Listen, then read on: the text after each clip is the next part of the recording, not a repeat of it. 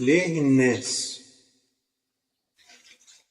الناس باصين للناس ومش سايبينهم في أحوالهم؟ يفيد بإيه النظرة يا بيه تضر الناس في أولادهم؟ بتحكي رواية ملهاش نهاية ومفيش كفاية، باصص كمان في أرزاقهم. يا أعمى العين وناقص دين، نصيبك فين من أحوالهم؟ ليه الناس باصين للناس ومش سايبينهم في أحوالهم؟ يفيد بإيه النظرة يا بيه تضر الناس في أولادهم؟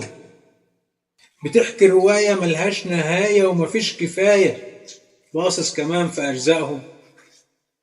يا أعمى العين وناقص دين، نصيبك فين من أحوالهم؟ محمد شوقي.